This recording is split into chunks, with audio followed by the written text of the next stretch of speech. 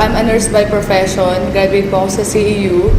And then po, after ko po makagraduate, nag-work po ako sa hospital for 1 year. Sobrang nakakapagod po. Yung sobrang toxic po kasi yung mga pasyente po. At the same time po, yung babaling nga po ng sweldo. Kumbaga yung effort mo na magtrabaho doon, parang hindi talaga worth it. Gusto ko talagang makapunta sa ibang bansa, kaya rin ako nag-nursing.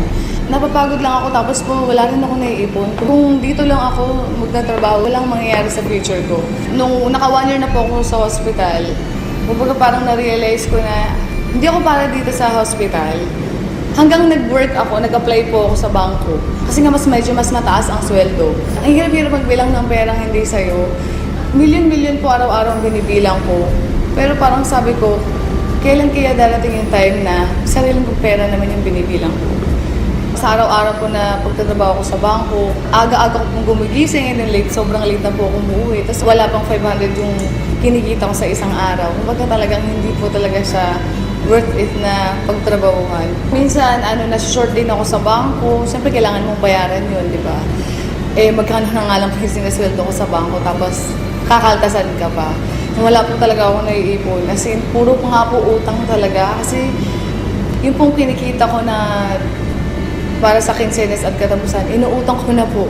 Kaya po pag halimbawa sweldo na po, dumadaan lang sa palad ko at kailangan ko nang bayaran yung mga dapat ko pong bayaran. Naisip ko, paano na yung future ko? Kapag kung ganito lang ng ganito. Etong negosyo na to, pinagdasal ko kasi talaga siya. Nung after ko pong magdasal, actually, mga ilang days lang namin ko po si Upline Jong Jorge na isa rin po sa mga Millionaires Club ng Royal.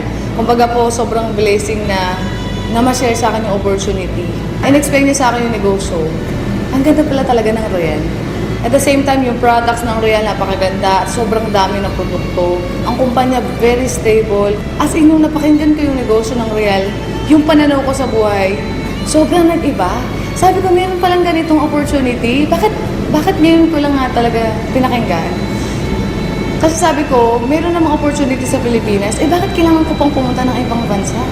Actually, nung umpisa, sabi lang naman sa akin ni Jong, idadagdag ko lang sa ginagawa ko. Hanggang dumating yung time na ginagawa ko yung negosyo, yung kinita ko po sa Royal ng 1 week, katumbas na po ng 3 buwan sa bangko. Kaya sabi ko po, grabe talaga, parang kailangan ko na talaga i-full-time ang Royal. Kaya po noong April, nag-resign na po ako.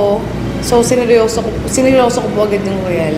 Na-realize ko na working hard is different from working smart. Kahit gaano ka kasipag, kahit gaano ka katsaga, kung magamaling sistema yung ginagawa mo, hindi ka yayaman. Pero po, grabe po, yung sipag mo, yung tiyaga mo, ilipat mo sa Royal, tamang sistema, panigurado yayaman ka. Mas nakakaipon na ako ngayon, and like dati kasi, talagang puro utang. Ngayon yung mga utang ko, nabayaran ko na. Ngayon sila na yung utang sa akin. Ganon. Noon, gumigising ako ng sobrang aga kasi may pasok ako eh. Ngayon, nung nag-royal ako, gumigising lang ako kapag tapos na ako matulog. After 7 months lang, nakabili po ako ng brand new Ford Fiesta because of Royal Business Club. Kaya sobrang thankful po ako, buti na lang may Royal. Lahat po naging negative sa akin, sobrang naging positive po sila. Yung pera na dati sa bangko, sobrang pagod ako magbilang ng perang hindi akin. So nakakatawa dito sa Royal, sariling pera ko na yung binibilang ko. Doon ko nakita na yung magulang ko po sobrang proud sa akin. Kumbaga kahit hindi ako nakapag-ibang bansa, kayang-kaya kong tuparin yung mga pangarap ko kahit dito lang sa Pilipinas. Kasi may Royal Business Club. Tsaka dito nakakatulong ka sa mga tao eh. Yung ginagawa mo hindi lang para sa sarili mo, pero para din sa iba na may mga pangarap din. Kasi ako nakuha ko na yung pangarap ko. Pero yung mga kasamahan ko na naging part ng Royal, gusto ko rin silang matulungan na makuha rin nila yung mga pangarap nila. Ang sasabi ko lang lalo na sa mga kabataan, sa mga empleyado rin na tulad ko, syempre naging empleyado rin naman ako, na maging open-minded lang kayo. Buksan nyo lang yung puso't isipan ninyo. At the same time, dito hindi naman sinabing iwan mo yung ginagawa mo eh. Ang sabi lang naman ni Royal, idadagdag mo lang sa kung anong ginagawa mo. Wala kang dinadagdag sa ginagawa mo or binabago. Hanggang dulo wala namang magbabago. Meron lang kasi akong binago, meron lang akong dinagdag.